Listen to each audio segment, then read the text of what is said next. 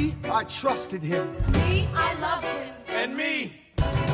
214 years after his death, he's one of the hottest founding fathers, thanks in large part to Lin-Manuel Miranda.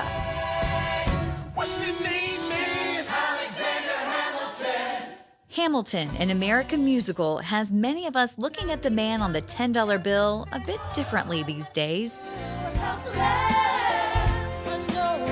But what about the other Hamilton in the show, with a smaller role but immense influence on Alexander's life and legacy?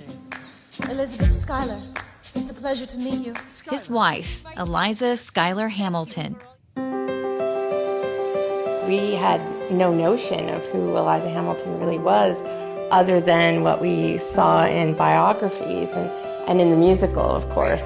But we were surprised to find a very spunky kind of warrior lady.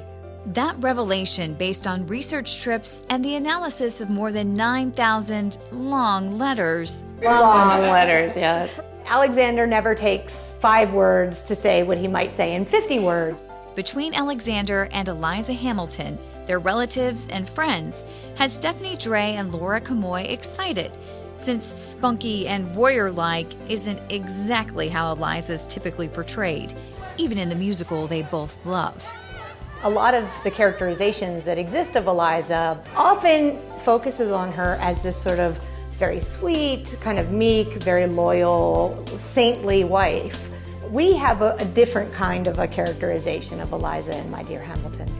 Their book details a formidable founding mother who grew up the daughter of a general, was fiercely committed to America's independence, helped write many of Alexander Hamilton's most influential papers during their loving, yet sometimes complicated marriage, had 8 children, and lived 97 years, rubbing elbows and making her opinion known with history's key players. You know, there are these letters, documents of his that are written in her hand.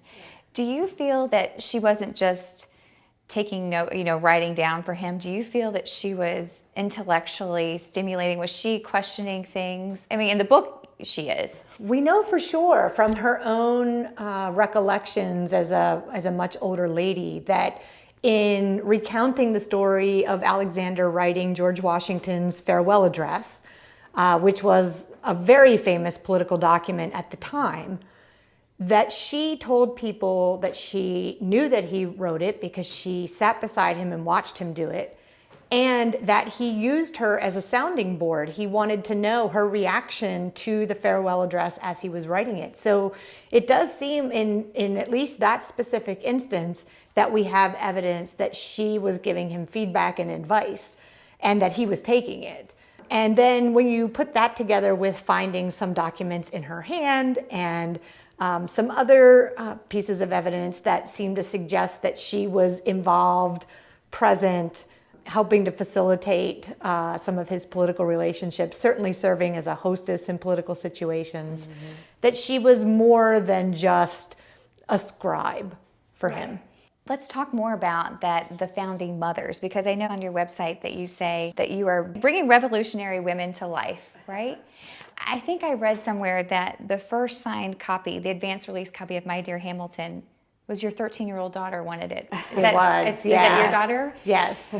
Do you feel it's important, especially for her, to see these strong women in such a pivotal time in our nation's history? I think it's very important, and not just women, but I think it's very important that it's understood that all kinds of people participated in the securing of our independence and the building of our new nation. And certainly that's the stories of the founding mothers, but it's also the stories of free African American people and enslaved people and Native Americans and people of all classes, and that it was an enterprise that was successful because so many people worked for it and supported it.